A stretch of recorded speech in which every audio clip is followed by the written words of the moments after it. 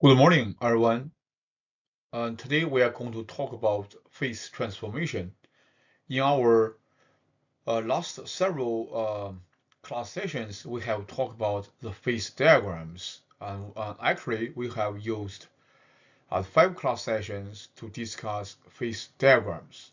And you can know that how important the phase diagrams are. And I would like to emphasize again, and you need to get full understanding of the phase diagrams and the concepts and how to interpret these phase diagrams. And from now on, and in the following class sessions, we are going to talk about the phase transformation. Actually, this is a continuation of the phase diagram.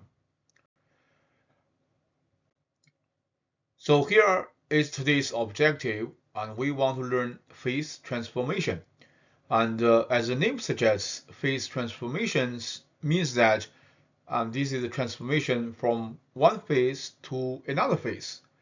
And so we want to know and how physically how it happens and what affects what factors affect the phase transformation, the resultant the phases.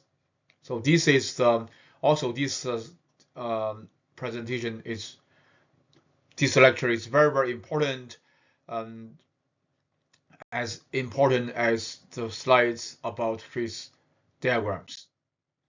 And so first we talk about two important concepts. One is metastable, one is equilibrium states. So metastable, the rate of approach to equilibrium for solid systems is so slow that equilibrium structures are rarely achieved. Right, so you should know that the rate of approach to equilibrium for solid systems is so slow that equilibrium structures are rarely achieved. And then we call this a metastable. Equilibrium conditions are maintained on if heating or cooling is carried out at extremely slow and unpractical rates. So this is another this is another condition that we will only have metastable. And for other than equilibrium cooling, transformations are shifted to lower temperature than indicated by the phase diagram. For heating, the shift is to higher temperature, and this condition we call supercooling or superheating. So I want you guys to understand these concepts using your own language to explain these concepts to your classmates, maybe to your younger brothers, sisters, and to your parents. If, as I said all the time, if you can express, if you can explain some concept, some series or some theorems, and to your peer students, parents, brothers and sisters, or if you are interested, and you can come to see me explain these concepts to me. If you can do this, it means that you understand these concepts completely, completely well. And otherwise, if you cannot use your own language to explain, that means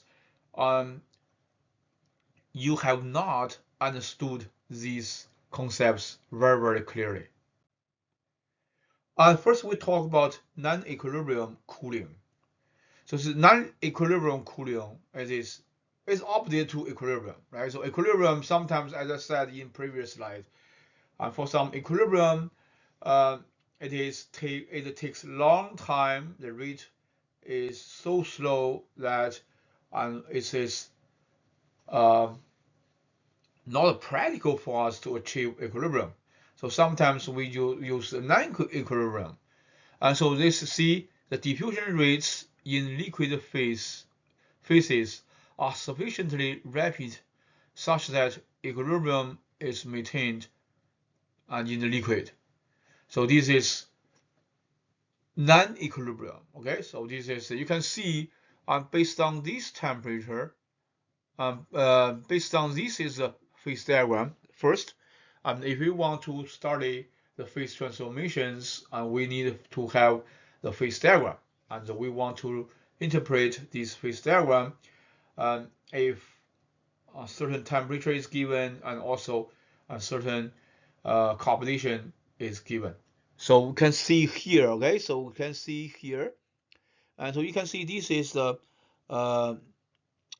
this is copper and nickel. So this is copper and nickel. This is brass. Copper is the alloy of copper and nickel. So we have you can see this time. This is the figure, and we only focus from 0 to 60% of nickel. So we have two lines here, two curves. The first curve is liquidus. The second curve is solidus. Okay, so liquidus above this liquidus, and we only have liquid phase. And below this is solidus curve, and we only have solid phase. Between these two curves, we have two phases. The solid phase alpha plus the liquid phase L. Any questions regarding this slide? Up to now.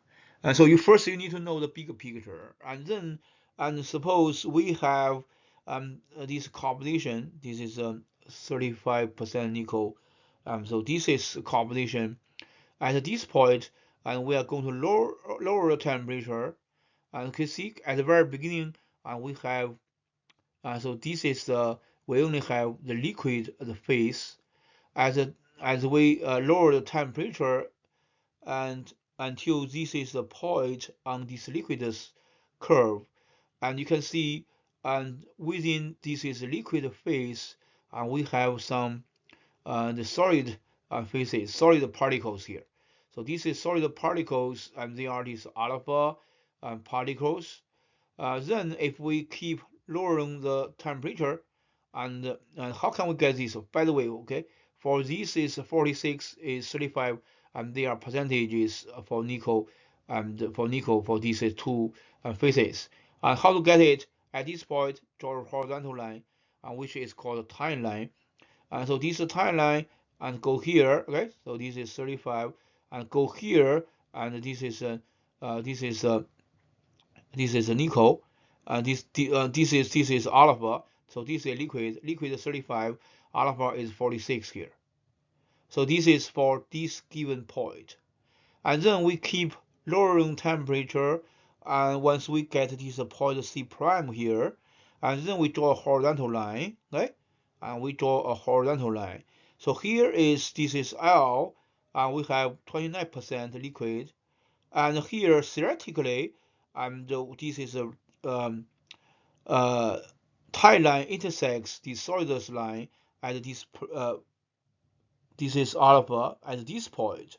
For this point, and we have 45% of nickel. Okay, and however, because we cannot reach the equilibrium, actually, and we got here, and we get, and we have this, we come here.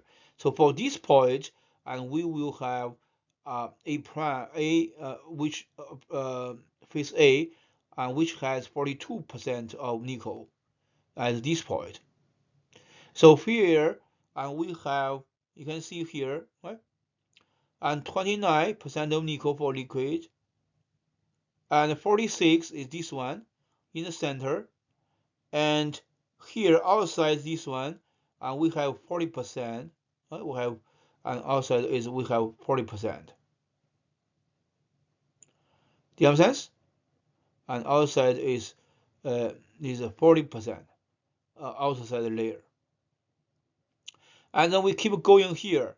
And keep going here. We have 24% of nickel for L phase. And then here, and we have L24, alpha 46. This alpha the further going out, and we have 40, and then we have 35 here. Okay, 35. So this is based on, and this is the theoretical values, and what kind of microstructure we have, and then we go the temperature goes down further to the E prime point, And so then we also draw a horizontal line to get 21% nickel for L phase and 35% nickel for this other phase here. And so microstructure and looks this way: L, alpha, alpha, alpha, and as you can see, so the composition for this alpha is decreasing. And then finally we come to the point Fp prime. And for point Fp prime, what does that mean? Right? So we don't have L phase here.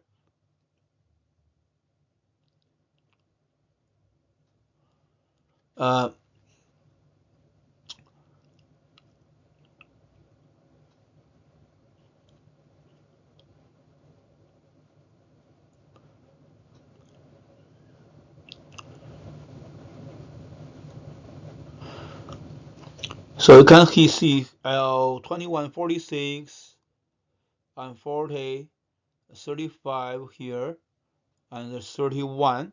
Right? So here, and this is liquid. We have liquid here. But once you get here, get F prime here, right? Once you get F prime here, and we will not have liquid phase anymore. We will have 46, 40, 35, and 31. So this is L prime here. So this is how the microstructure changes. This is non-equilibrium solidification. So as I said, this is theoretical, but this is practical. This is practical. That means even for here, and we still, this is E prime theoretically. So there is only have this is alpha, only have this is a solid, but practically, and we still have draw a vertical line here. I'm sorry, we draw a timeline here. We can get this 21.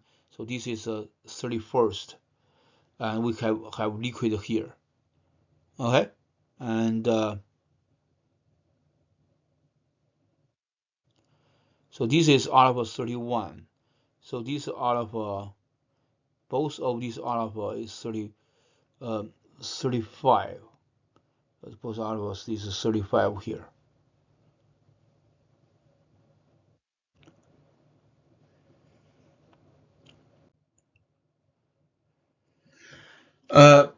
Did that make sense?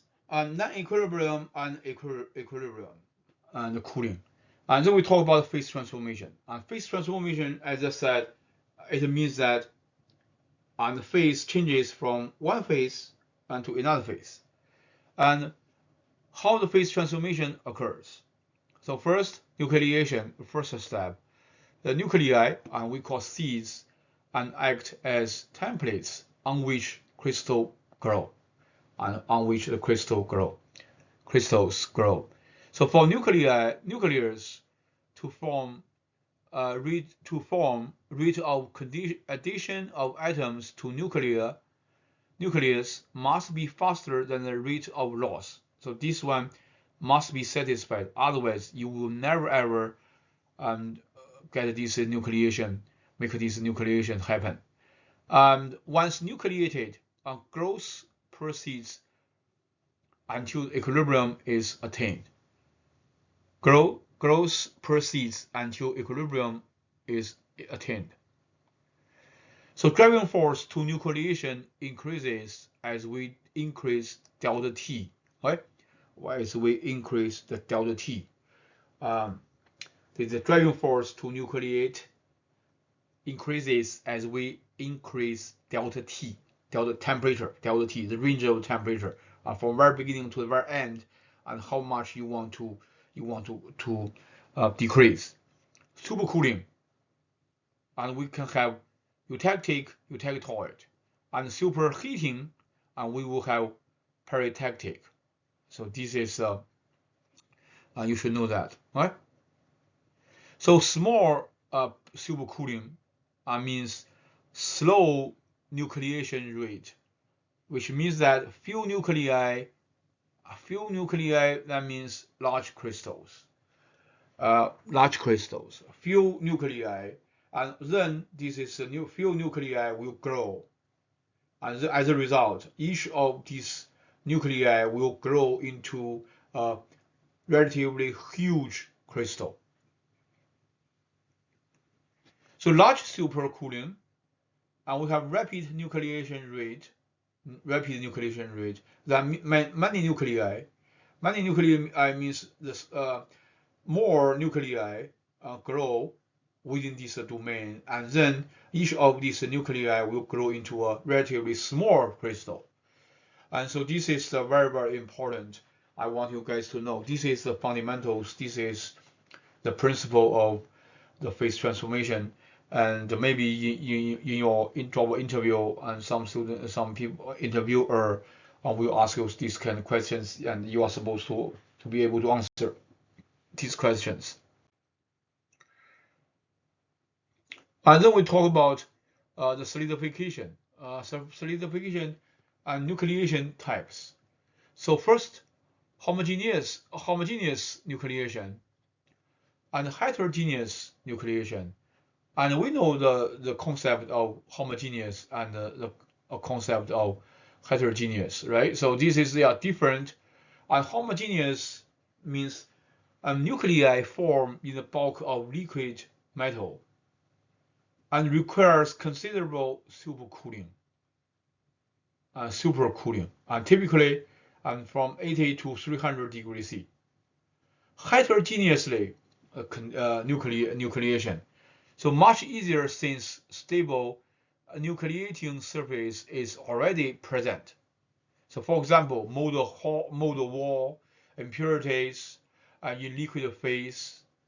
So this is only very slight supercooling, and even from 0.1 to 10 degrees C, and we can have nucleation. So keep in mind, heterogeneous nucleation happens where it does this happens near molded wall. Okay, why near molded wall? Because the molded wall and the area near the molded wall more easy to lose the heat and to finish the heat dissipation. So this heat transfer.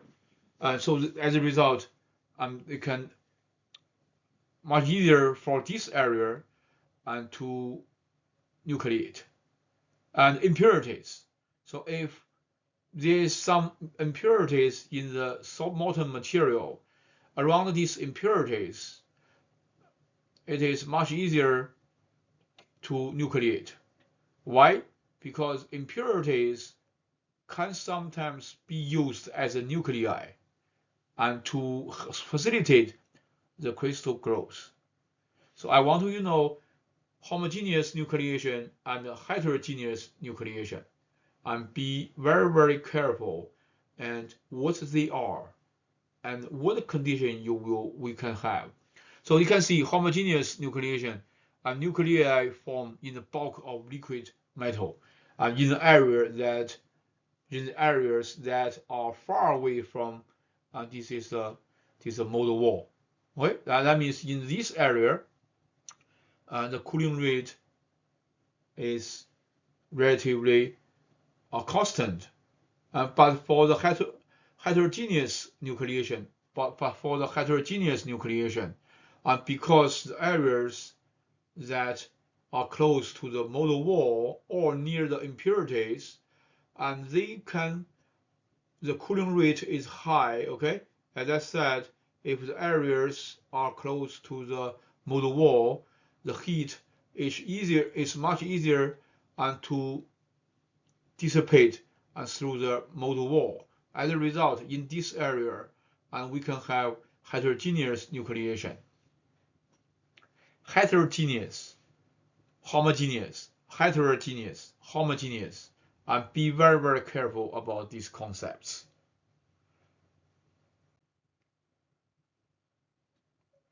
So here, this figure shows homogeneous nucleation and energy effects. So here is a frequency, free energy this charge change delta G free energy. So here is the nuclei shrink, right, this side, and here is nuclei growth. So this is demarcation line. So here is the equilibrium, the distance of the radius r.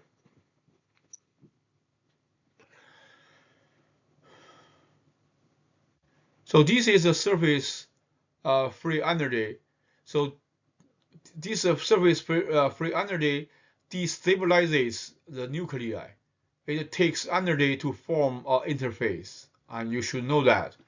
If you are taking the fractional mechanics class with me, and you know that fractional mechanics sometimes the specimen needs to have cracks in order to release the extra energy. And so you can see it takes energy to make an interface, a boundary, or a crack. And you should have this knowledge. So this is the delta GS is equal to this 4 pi r squared gamma. Gamma is the surface tension. Okay, so this depends on the material. And so here, this one is a volume bulk free energy, and surface free energy, volume bulk free energy. So this energy stabilizes the nuclei. That means it releases energy. It releases energy.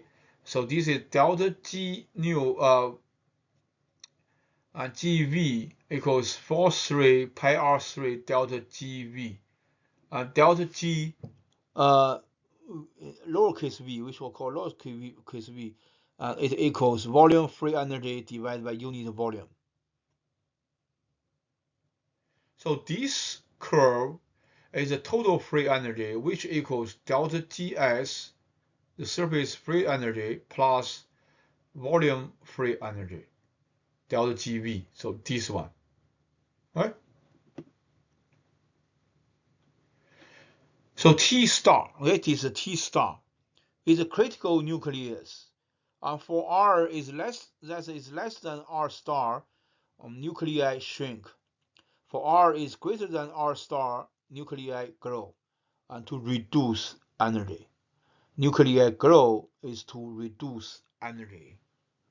Just generate a new phase, right? Generate a new phase to release energy. That means to reduce energy, release energy, and to minimize the energy of the system in order to have a more stable state. So as I said, so this is the physical significance behind this is nucleation. Is very, very similar to the crack initiation and crack propagation. As I said, crack initiation and crack propagation actually is a phenomena because of the energy within the body, within the domain, exceeds some threshold value. The system needs to release certain amount of energy in the form of crack initiation and crack propagation. Here is the same thing, right? So the system needs to release certain amount of energy by forming new boundaries, by forming new surface. This new surface will be the new new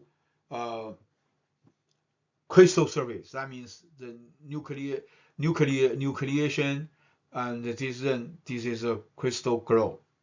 So this is the you should know this is a physical meaning, physical significance. Then we continue the solidification. Solidification means that the molten material becomes the solid material during some within time frame, and because the cooling, right? And so here is R star. This is a critical R star, critical radius. it can be expressed using this equation, and within which gamma is surface free energy, Tm is the melting temperature of the material, dot Hf is the latent heat of solidification, which is the heat given up during solidification. And delta T is Tm minus T. So this is T delta T equals melting temperature minus this operating temperature. So this is supercooling. Note, these two guys are weakly dependent upon delta T. So weakly, that means it's not strongly, but not strongly. It's a kind of dependent on the delta T. As a result, R star decreases as delta T increases. You can see R star is inversely proportional to this delta T. And for typical delta T, so R star is about 10 nanometer. And then we talk about the rate of phase transformation. And the rate of phase transformation, nucleation, and then we have the seeds grow up, become crystals, and then crystals and continue to grow, and then we have this is a solidification occurs, and then we have multiple grains, and we have grain boundaries. So kinetics and study of reaction rates of phase transformation. So to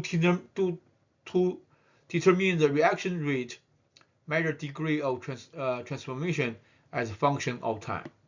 Degree of transformation while holding temperature constant. So what is the degree of transformation? And here is how to quantify the degree of transformation. How to measure this is a degree of transformation. Here is several approaches. First one is X-ray diffraction, so many specimens required, and then electrical conductivity measurements or single specimen. So because the liquid and this solid, and they have different electrical conductivity. So measure propagation of sound waves, and also the mixture of the liquid and this is solid, and they affect the propagation of sound waves and different proportion of liquid and this is a solid, and we will have different propagation of sound wave, and this is on single specimens. And then this is the rate of phase transformation. You can see a fixed temperature T. So here is a time. This is a lower capital T is a operating temperature. Lowercase t is the time. And so here is a fraction transformation from 0 to 1.0. 0 means pure liquid. 1.0 means pure solid. So at the very beginning, it takes time to have nucleation. Okay. Once nucleation is finished, and then these we have nuclei grow, right? These grow here, and then until this is the solid phase, and take up all this volume, and then we'll have 100% the solid. The liquid phase disappeared. So this is a logarithmic scale here, and this is a 0.5. So this rate increases. You can see the slope of this curve as surface area increases and the nuclei grow. So this point is 0.5. So here is a 0.5. Okay, this is a 0.5. And when the percentage of liquid or a percentage of solid equals 50%. So maximum rate reached. Now amount unconverted decreases, so rate slows. because at this point, and 50% of liquid has transformed into solid state already. So this transformation complete at this point, and we reach 100% of this is a solid. So, and here is one equation called Avrami equation. Avrami is a scientist, and so this equation can be expressed using this way: y transformation fraction transformed equals 1 minus exp, and this is minus k and tn, and lowercase t is the time. And k, okay, lowercase k and n are transformation specific parameters. So different materials, different alloys, and they have different k and n. So this is in equation. So by convention, rate equals 1 divided by t.5.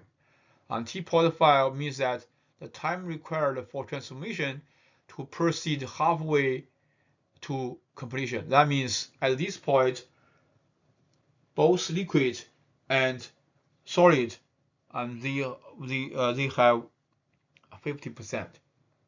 So this is 1 over this time can be characterized, denoted using the rate. And then we talk about temperature dependence of transformation rate. Definitely, transformation rate depends on the temperature, right? So this is understandable here. So here is the time. So here is a percent recrystallized from 0 to 100. And so for different temperature, you can see for different temperature, and we have different time, logarithmic scale, different time. And for the recrystallization of copper, and since this one rate equals 1 over t.5, rate increases with increasing temperature. With increasing temperature.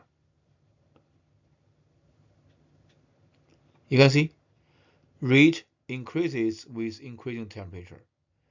If we increase the temperature, and so this is nucleation, and it takes shorter time.